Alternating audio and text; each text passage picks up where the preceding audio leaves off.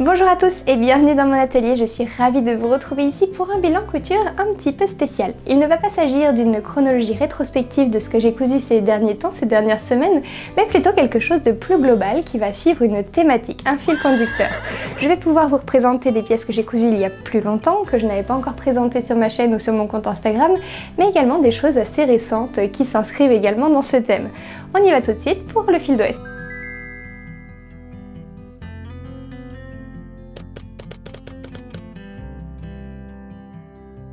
On commence tout de suite par la première tenue. Il s'agit d'une robe que j'ai composée avec plusieurs patrons, mais je vais vous en donner un peu les détails. Je l'ai cousue dans un velours côtelé qui vient de chez les Coupons de Saint-Pierre. C'est un velours de coton. Concernant les patrons, vous aurez peut-être reconnu le bas de la robe Antoinette de Méthode Mathilde. C'est un patron qu'on voit de plus en plus passer, qui est sorti très récemment et je vous en montrerai une version complète juste après. En tout cas, c'est un très joli modèle. Je vous ai déjà parlé des patrons de Méthode Mathilde et vous connaissez mon amour pour eux. Ils sont vraiment géniaux. Qu'on débute la couture ou qu'on soit un peu plus confirmé, il y a vraiment plein de choses à aller piocher dans les livrets, des techniques d'apprentissage, d'assemblage, mais aussi de jolies façons de faire et de jolies coupes. Au niveau du haut, vous allez peut-être reconnaître une robe que je fais régulièrement. Il s'agit du modèle designé par Lena Oshek pour Burda, donc ça remonte à novembre 2016. C'est vrai que c'est pas tout jeune, mais on trouve encore le patron sur leur site internet. Et c'est une robe que je fais régulièrement. Là, j'ai juste un petit peu creusé le col pour avoir une encolure un peu plus carrée pour correspondre au modèle que j'avais en tête. Et j'ai rajouté des fronces. Au niveau de la tête de manche, j'ai aussi agrandi le haut de ma tête de manche pour pouvoir la froncer et avoir quelque chose d'un petit peu plus, pas gigot, mais avec un petit peu plus de côte en fait au niveau du haut. Au niveau de la coupe et du tombé des patrons, pour Méthode Mathilde, aucun souci. C'est bien expliqué, donc ça convient également aux débutants, mais en plus la coupe est parfaite au niveau de la taille, donc vous n'avez pas de mauvaise surprise. Pour les patrons Burda, je pense que vous connaissez l'histoire, mais il y a toujours des modifications à faire, donc je ne peux que vous conseiller de faire une toile pour éviter des mauvaises surprises. Ça m'est arrivé, je vais vous le montrer sur une robe, exactement le même patron que je venais de racheter parce que j'avais perdu l'ancien, et du coup je n'ai pas fait attention, mais les marges de couture n'étaient pas incluses, alors que d'habitude il me semblait que dans les patrons Burda, il y avait les marges de couture. Donc je me suis fait avoir. Ça m'a servi de toile et la robe est finalement assez portable. Je vous la montre juste après, je vous en dis pas plus. Mais du coup pour celle-ci, j'ai un petit peu agrandi les marges de couture. Donc vraiment, faites une toile pour les patrons Burda. En plus, rajoutez à cela que les explications sont toujours assez succinctes. Vraiment, je vous conseille de tester une première fois avant de vous lancer. Au niveau du rendu, le velours c'est vraiment un coup de cœur, je ne peux que vous conseiller d'oser vous lancer. On a parfois un petit peu peur parce qu'on a l'habitude peut-être de travailler avec des velours avec des poils un peu longs ou qui vont se chevaucher et qui vont glisser. Donc c'est sûr, il faut bien épingler avant de travailler sur du velours. Mais avec le velours côtelé, de toute façon il y a une butée avec les côtes, enfin moi je n'ai eu aucun problème, pourtant j'épingle très peu, mais avec celui-ci, aucun souci. Il y a une très belle sélection de velours chez les Coupons de Saint-Pierre, je vous invite à aller voir si vous voulez du velours pas cher. Je vous conseille d'acheter du velours de coton, on va éviter un maximum les matières polyester, même si ça arrive, je vais vous montrer des pièces que j'ai cousues en tissu polyester, mais voilà, s'il y a la possibilité d'acheter du tissu en coton, en lin, en soie, enfin je vous le conseille, ça évitera ou en tencel, en fibre de bois, en cellulose, ça évitera de rejeter trop de microplastiques à chaque lavage. En tout cas, celui-ci est vraiment très joli, a un bon rendu et c'est une super surprise parce que je crois qu'il avoisine les 30 €, donc ça doit être 10 € du mètre carré, du mètre linéaire, donc ça vaut vraiment le coup. On poursuit tout de suite sur un patron que je n'ai pas cousu une fois, ni deux, ni trois, mais que j'ai cousu 4 ou 5 fois. Je crois que j'ai déjà vendu une des chemises que j'avais faites. Il s'agit du patron Bridget de Lot of Things. Donc c'est un patron de chemise qui est très cintré sur la taille, qui a vraiment une coupe qu'on ne voit pas régulièrement. De toute façon, si vous connaissez les patrons Lot of Things, vous savez à quel point ils sont originaux. C'est toujours des choses qu'on n'a pas l'habitude de voir. Après, il faut les imaginer. Parfois, c'est un peu dur dans des tissus plus modernes ou des tissus qui nous plaisent. Mais en tout cas, cette chemise, je la valide à 200%. Je l'adore et je fais que de la recoudre, alors j'y apporte petit à petit quelques variations, plus je me sens à l'aise avec le patronage, plus j'ose me lancer, alors c'est pas non plus incroyable hein, mais je vais changer un peu le col, la patte de boutonnage ou les manches et du coup je vais vous en présenter 4 versions. On commence tout de suite avec la première que j'avais cousue, la toute première, qui est réalisée dans un tissu qui vient de ma petite mercerie. Je crois que c'est un lin mélangé, donc il doit y avoir un petit peu de fil synthétique dedans et un peu de lin. Il a un très joli tombé et il ne se froisse pas non plus. En tout cas, je ne suis pas sûre que le tissu soit encore disponible, mais vous pouvez tout à fait trouver des tissus qui vont ressembler, surtout que dans la couleur, c'est quelque chose qui revient beaucoup, ces teintes orangées, un peu briques, donc vous allez certainement trouver votre bonheur. Au niveau du patron, je n'ai fait aucune modification pour cette version. C'était la première fois que je cousais, j'avais besoin de voir comment ça tombait, je n'avais pas fait de toile. Je suis très contente au niveau de la taille, c'est parfaitement ajusté, ça correspond au tableau de mesure et j'adore le rendu. Au niveau du col, je le trouve très joli avec ce petit côté festonné, je trouve ça très sympa. Je crois que j'avais rajouté un petit bouton parce que normalement il y a des... Je vous montrerai sur la prochaine version, il y a des cordons en fait qui sont déjà rajoutés... Ah, j'ai touché mon micro. Il y a des cordons qui sont déjà rajoutés sur la chemise et donc qu'on peut venir fermer. Là je les ai enlevés mais du coup j'ai rajouté un petit bouton au niveau du col pour bien le fermer jusqu'en haut et je n'ai pas fait d'autres modifications. La longueur de manche est clairement trop grande pour moi. Quand je tire les manches jusqu'au bout, ça dépasse un peu des poignets, un peu des mains. Je les ai raccourcis sur la troisième et la quatrième version, donc je vous montrerai ça, mais sinon voilà, je n'ai rien touché et je trouve que ça tombe parfaitement, ça donne un look très rétro et très western à la fois, donc je valide ce patron, je l'adore vraiment. Au niveau de la jupe, on est sur tout ce qu'il y a de plus basique, c'est une circle skirt, je vous en parle tout le temps, j'ai d'ailleurs fait une vidéo sur mon compte YouTube que vous pouvez retrouver sur comment faire pas à pas une circle skirt en jersey. Vous allez voir, c'est très simple, ça se coud très rapidement et du coup je m'en suis fait dans pas mal de couleurs, mais vraiment la noire c'est celle que je porte le plus. Je l'avais cousue dans un Milano, je crois qu'il venait de chez Toretto Tessuti, mais je ne suis plus sûre de cette information. En tout cas, vous pouvez tout à fait trouver des jerseys un petit peu épais, là pour cet automne-hiver, ce sera parfait. Avec cette tenue, j'en profite aussi pour vous présenter un gilet, alors bon, pas sûr que ça aille vraiment ensemble, mais je trouvais que ce gilet s'inscrivait aussi dans cette thématique de par ses motifs. C'est le gilet Luz de Fibremood. C'était la première fois que je cousais un patron, et je crois que c'est la seule fois d'ailleurs, de chez Fibremood, et je l'ai adoré. Donc ce gilet Luz LUZ est vraiment très facile à coudre, mais en plus très ludique parce qu'il y a un système pour les poches à coudre en inversé, à re-rentrer. C'est assez simple à faire, on le coud en jersey. Je pense qu'une version en jacquard ça pourrait se faire aussi, ou en lainage.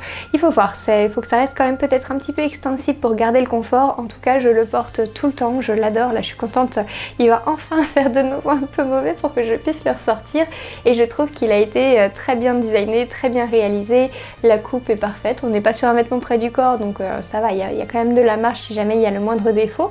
Je l'ai cousu à la surjeteuse et j'ai dû mettre 1 heure en fait à le coudre à l'assembler. Au niveau du tissu, il est très joli et malheureusement je crois qu'il n'est plus disponible, il venait de chez les Coupons de Saint-Pierre.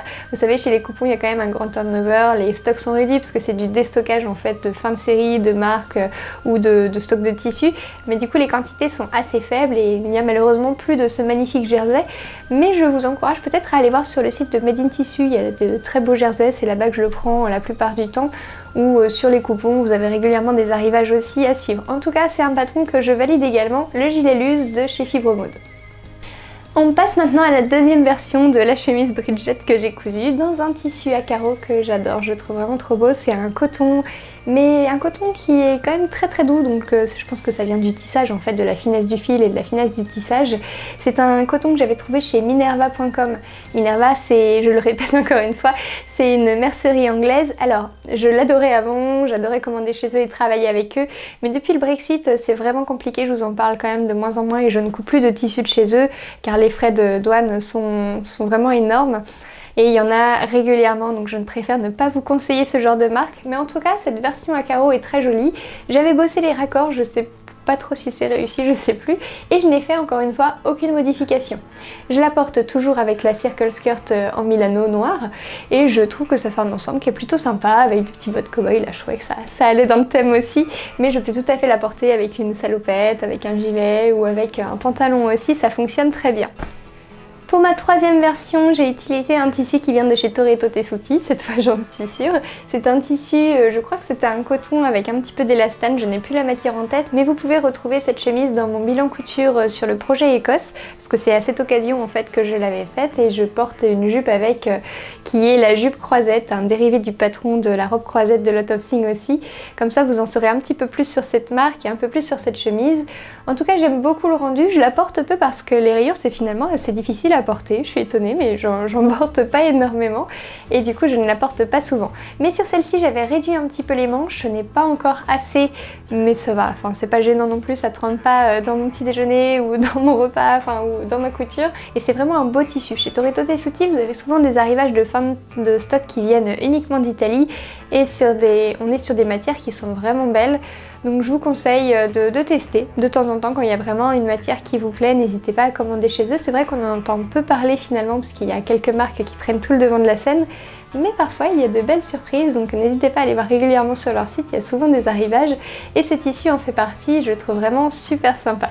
Au niveau de la jupe, je porte encore une circle skirt que j'ai faite aussi, mais avec un tissu qui vient de chez Emmaüs, donc on est sur un jersey, mais que j'avais trouvé voilà, en friperie. Vous pouvez régulièrement trouver, alors peut-être pas dans tous les Emmaüs, mais en tout cas dans les 3 qu'il y a autour de chez moi, il y a régulièrement des tissus, des métrages de tissus. C'est souvent démodé, mais parfois on trouve de petites pépites. Il m'est arrivé de trouver des roulants entiers. Moi maintenant peut-être que la couture a un peu le vent en poupe, mais ça arrive encore de trouver de belles matières, donc n'hésitez pas à aller faire un tour quelquefois au rayon tissus, vieux draps, boutons, fermetures, on peut avoir de belles surprises.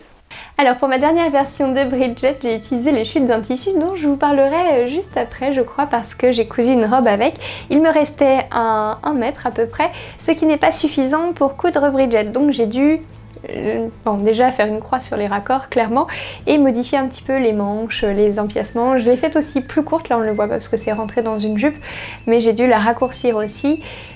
Au final ça va, ça passe. Je suis pas hyper satisfaite parce que les raccords ne sont pas bons et des fois on a des motifs qui sont en décalé, enfin je trouve pas ça très joli. Par contre j'adore toujours autant ce motif, toujours autant ce tissu. C'est un tissu qui vient de chez Lady McElroy que j'ai aussi eu sur le site de Minerva. Alors je crois qu'il est possible de se le fournir sur d'autres merceries mais toujours en Angleterre parce que c'est une marque, c'est une enseigne qui est anglaise. Donc c'est vrai qu'on la retrouve souvent dans ces merceries. Si vous savez où trouver les tissus Lady McElroy en France, n'hésitez pas à le mettre en commentaire parce que j'adore tous leurs motifs. Je trouve qu'ils font quelque chose de très naturaliste, de cabinet de curiosité et vraiment je suis trop fan de leur tissu. En plus la qualité est au rendez-vous, c'est un tissu qui est incroyable. On est sur un coton mais pareil qui est tout doux, hyper lisse, hyper agréable à porter, très frais. Donc je suis trop contente de cette version. Elle n'est pas si facile à porter, il faut que j'essaye avec peut-être une salopette, enfin avec des vêtements un peu plus quotidiens. Mais en tout cas avec une jupe je trouve que ça passe bien quand même, voir après comment l'accessoiriser pour que ça reste adapté en fait à mon style du quotidien. Mais en tout cas je l'aime beaucoup. Alors au niveau des modifications, donc j'ai modifié la manche, on n'est plus du tout sur la même manche un petit peu ballon et refermée, j'ai fait une manche toute droite. J'avais même pas assez de tissu pour faire une patte d'emmanchure donc j'ai laissé tout droit. Et au niveau du col je l'ai modifié aussi, j'ai fait quelque chose d'un petit peu plus pointu parce que je voulais un col un peu plus années 70, un peu plus droit. Donc voilà, j'ai enlevé les festons et j'ai modifié le col. Et je crois que c'est les seules modifications avec la longueur que j'ai faites ensuite. Pour le bas, on est sur la jupe La Bohème de Vanessa Pouzet. Je ne sais pas ce que j'ai fait au niveau de la ceinture. J'ai eu un petit couac ou je sais pas si c'était trop grand ou pas. Enfin, du coup, j'ai fait une jupe portefeuille. Elle est portefeuille normalement, mais là, j'ai dû le resserrer un petit peu plus et du coup, j'ai mis des boutons. Ou alors, je n'avais plus assez de tissu pour faire le lien qui la retenait. Je ne sais plus du tout ce que j'ai fait. Mais en tout cas, je trouve que ça rend bien comme ça. Je la porte beaucoup. Elle est cousue en tencel de chez Cousu Bio et c'est vraiment un tencel d'une qualité incroyable que j'adore. C'est parfait pour cette saison. Ça va hyper bien pour le printemps aussi, dès qu'il fait un petit peu frais, c'est hyper agréable, ça réchauffe dès qu'il fait chaud, je trouve que c'est un tissu qui reste assez frais.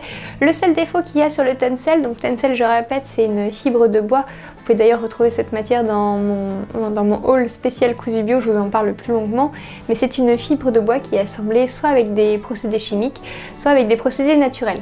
Il faut vraiment bien se renseigner, qu'il soit issu de forêts bien gérées, qu'il soit bio. Enfin là chez Cousu Bio vous n'avez aucun souci de toute façon avec les tissus parce qu'il y a vraiment une grosse rigueur de sélection derrière. Et donc je l'ai pris là-bas et je l'adore, la couleur est magnifique dans la lumière, vraiment ça rend hyper bien. Surtout pour ce genre de pièce qui a besoin d'un beau tombé. Il faut pas mal de tissu. Là pour la jupe La Bohème, il y a tout un escargot comme ça pour faire le devant qui gondole, hyper long à couper et surtout pour faire l'ourlet, ça n'en finit pas. Là j'ai fait un ourlet double rentrée et c'est vrai que j'ai mis énormément de temps. Vous pouvez faire, si c'est une matière un peu plus fine, un ourlet rouloté à la surjeteuse, ça prendra certes moins de temps. Mais bon, ça vaut le coup de se pencher sur les finitions, surtout quand on utilise de jolies matières. Et en tout cas, cette jupe, je l'adore, je la porte très souvent et elle fait un superbe effet. À chaque fois, on me demande un petit peu d'où elle vient. Donc voilà, j'incite les gens à se mettre à la couture discrètement. Mais je l'adore. Je trouve que ça va bien ensemble. C'est pas non plus l'association que je porterai tous les jours. J'aime bien porter un haut plus bohème avec ce genre de jupe. Mais bon, ça fonctionne quand même. Donc j'en profite pour vous la présenter à ce moment-là. Bon, on passe à ma bêtise de ces derniers temps. Je vous parlais du patron Lena Shake de chez Burda. C'est une robe que j'ai faite peut-être une dizaine de fois. À chaque fois en modifiant un peu des choses sur mon patron original, en rajoutant de la marge ou en enlevant. Et j'avais vraiment un modèle qui m'allait très bien, que je refaisais à chaque fois. et je l'ai perdu. Donc du coup j'ai dû racheter le patron. Grâce à vous j'ai retrouvé le lien, alors je vous le mettrai en discussion en description si jamais je le retrouve. Sinon il est retrouvable sur le site de Burda, c'est le novembre 2016, je crois que c'était le numéro 202. Information non vérifiée mais je crois que c'était ça. Et du coup je l'ai racheté et je l'ai coupé directement et j'ai cousu directement dans ce beau coupon de jean qui vient aussi des coupons de Saint-Pierre.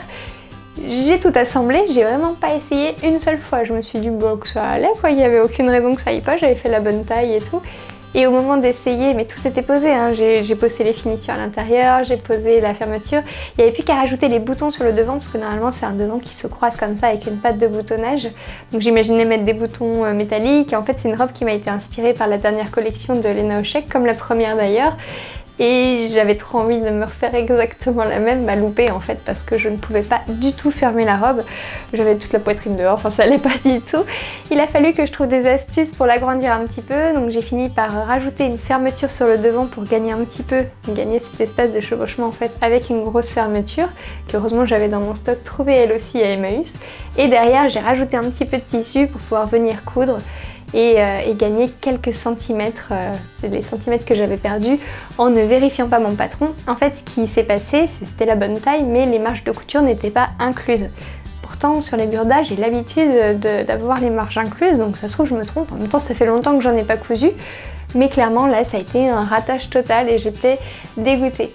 Alors heureusement on est sur un jean qui est super, c'est un jean avec un petit peu d'élastane donc ça me permet un peu de gagner. Je trouve que déjà depuis que je l'ai porté depuis le shooting, elle s'est un petit peu détendue. Je sais pas si vous l'avez déjà vu sur vos pantalons en jean, mais parfois on gagne 2 tailles carrément, moi ça m'arrive.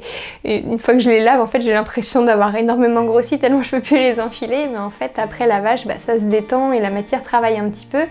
Là ça fait un peu ça, heureusement, donc c'est une robe que je vais pouvoir porter. Et enfin heureusement encore une fois parce que je l'adore, je trouve qu'elle a un super rendu, ça fait un super joli décolleté. Elle est peut-être un peu sexy pour les repas de famille, donc je vais la garder pour des sorties en amoureux.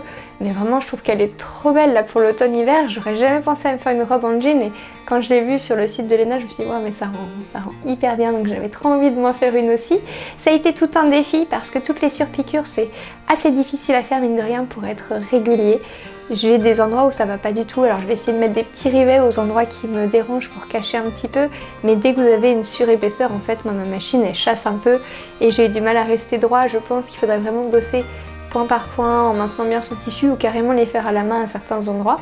Mais de loin, je trouve que le résultat ça va, c'est plutôt joli et vraiment c'est une des robes que je préfère. À chaque fois que je la porte, j'ai des compliments dessus, je me trouve jolie dedans, donc clairement je vous conseille d'essayer les robes en jean. J'y aurais pas pensé mais là je regrette pas du tout. Bien. La robe suivante, c'est une robe que j'ai cousue il y a très longtemps. Si vous me suivez sur Instagram depuis plus de 2 ans, je crois, vous vous souviendrez certainement de cette version de la robe orchidée de chez Direndo. C'est un modèle qu'on voit peu passer et je ne comprends pas pourquoi parce que c'est une super robe. Il y a vraiment très peu de versions automne-hiver. Après je comprends, c'est un patron qui était d'abord pensé pour le printemps-été et c'est une forme qui s'y prête très bien. Mais vraiment dans des tissus qui seront adaptés au Prima, eh bien vous avez un super rendu avec ce type de modèle. Il est peut-être un petit peu trop décolleté, moi je le porte en tout cas avec un petit top en dessous. Mais vraiment c'est une robe que j'adore, que je porte vraiment beaucoup. Elle a un côté très doudou car je l'ai cousue en flanelle. C'est une super flanelle, vraiment encore une fois elle vient du site minerva.com donc je suis désolée de vous parler de tissus qui sont difficiles à avoir aujourd'hui. Mais je n'avais jamais connu une flanelle de cette qualité et surtout avec des motifs aussi jolis qui font quand même un peu indien, un peu moderne, enfin de près il y a un super rendu au niveau des couleurs. Et c'est une flanelle du coup qui a été designée par Robert Kaufman, je crois que c'est comme ça que ça se prononce et je crois que c'est lui. Mais c'est une enseigne de tissus, enfin comme plein d'autres marques qui vont créer des tissus comme Liberty par exemple. Et qui du coup a un super rendu, hyper doudou, vraiment la flanelle ça a été une découverte à ce moment là, moi je connaissais pas trop, j'ai pas l'habitude de m'acheter des vêtements en flanelle et en fait c'est une super matière thermorégulatrice, on se sent vraiment bien en hiver dedans, du coup c'est une robe que je porte vraiment régulièrement et je suis étonnée parce que la matière n'a pas bouloché, les couleurs ne sont pas passées au niveau de la machine et tout. Je sais pas encore une fois où on peut en trouver, si vous avez d'autres magasins à m'indiquer pour trouver de la flanelle de cette qualité ou même du même designer parce que je sais qu'il fait d'autres motifs un petit peu amérindiens, un peu tapisserie aussi ethnique et tout. C'est des motifs qui me plaisent beaucoup, que j'adore, qui m'inspirent énormément. Donc si vous avez des enseignes à me communiquer, n'hésitez pas à laisser ça en commentaire parce que je pense que ce sera d'utilité publique. En tout cas, c'est une super flanelle et c'est une très bonne idée de se coudre des robes pour l'hiver dans cette matière. Vous n'avez même pas besoin de mettre un gilet par-dessus et tout, ça tient hyper chaud, c'est hyper agréable et c'est pas non plus synthétique, donc on n'est pas en train de transpirer à ne plus en pouvoir dès qu'il y a un brin de chaleur. Donc je le conseille vraiment. Au niveau de la robe orchidée, je n'ai fait aucune modification. C'était la deuxième fois, je crois, que je cousais ce patron. J'en ai cousu 3 versions. Je crois qu'il m'en reste une kaki et une autre que j'ai vendue. Mais j'aime beaucoup celle-ci, je m'en séparerai pas, je pense. Tenue suivante. Vous l'aurez peut-être reconnu, je vais encore vous parler de la robe Antoinette de Méthode Mathilde. Alors il s'agit de la version jupe. De toute façon, je vais encore vous reparler, mais de la version globale après, dans pas trop longtemps, que j'ai cousu en soie. C'est une soie qui vient de chez les Coupons de Saint-Pierre, elle n'est malheureusement plus disponible, mais comme ça me permet de vous montrer aussi les petites pépites qu'on peut trouver sur le site des Coupons en restant attentif aux arrivages. Moi j'y vais une fois par mois, je me limite parce que sinon après je fais trop de commandes perso, et après je fais que de vous parler des coupons et voilà, je sais que ça en saoule certains, donc je préfère essayer de varier. Donc je me limite à une seule fois par mois et à chaque fois il y a de nouveaux arrivages, dont cette jolie soie qui est vraiment hyper jolie. Je n'ai pas fait de modification au niveau de la jupe, non, aucune. J'ai juste fait un ourlet rouloté en bas au lieu d'un ourlet avec un double repli, donc l'ourlet rouloté à la surjeteuse. Si ça vous intéresse, je pourrais vous faire une vidéo sur toutes les finitions que je fais, notamment sur la finition au croquet à l'intérieur avec les 2 tissus, c'est quelque chose que je fais régulièrement. Et les ourlets roulotés, il peut y avoir aussi des petits rentrés à certains endroits, enfin voilà, je vais essayer de réfléchir à tout ça si ça vous dit. En tout cas, je fais régulièrement des réels sur mon compte Instagram où je vous donne mes petites techniques couture, donc n'hésitez pas à aller vous abonner à mon compte si c'est pas déjà fait. Et à ma chaîne YouTube aussi, je le dis jamais, mais apparemment tout le monde ne le fait pas, donc voilà, n'hésitez pas à vous abonner aussi ici. Et voilà, pour la jupe, c'est terminé. Une jupe que j'adore, je la trouve hyper jolie. J'ai du mal à l'assembler avec d'autres vêtements, donc je la porte peu pour le moment. En même temps, je l'ai cousue il y a moins d'1 mois, donc peut-être que cet automne, j'y arriverai un peu mieux. Et au niveau du haut, on est sur 2 choses. Donc la chemise Noélie de Clématis Pattern. Je ne l'ai pas noté, mais si vous tapez patron chemise Noélie sur Google, vous aurez certainement la marque. Je crois que c'est Clématis Pattern, mais je suis pas sûre à 200%. Que j'ai cousu avec un voile de coton de chez Cousu Bio.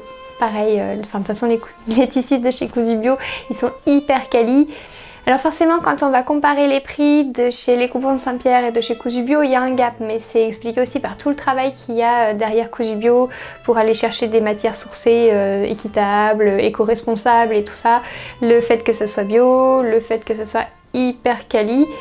Donc voilà, si vous voulez acheter des tissus chez Cousu Bio, vous êtes prévenus, vous aurez une super qualité. Vous payerez le prix, mais au moins, voilà, il n'y a aucun souci avec les tissus. Du coup, pour la chemise Noélie, aucun problème. Je trouve que c'est un patron qui est mignon.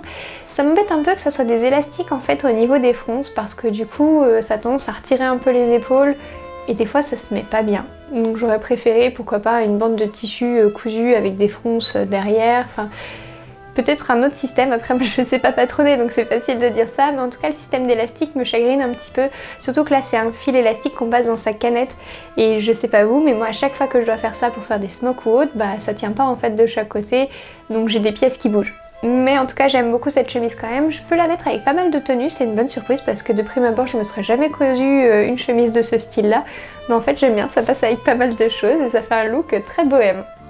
Sur le dessus, on oublie un petit peu la doublure là qui va pas avec la tenue, mais je porte le gilet Anouk de Jolie Lab. J'en ai fait plein de versions, encore une fois je vous en ai beaucoup parlé, mais j'adore celle-ci. Elle est hyper doudou et dès que là il fait un petit peu froid, c'est hyper agréable à porter. Ce n'est pas du tout du lainage, ce n'est pas du mouton, c'est du coton. J'avais pas l'habitude de me coudre des gilets sans manches et je n'en voyais pas trop l'utilité. Je voyais plutôt ma grand-mère en fait avec ce genre de choses, mais en fait c'est hyper agréable, ça tient chaud, c'est doudou, enfin...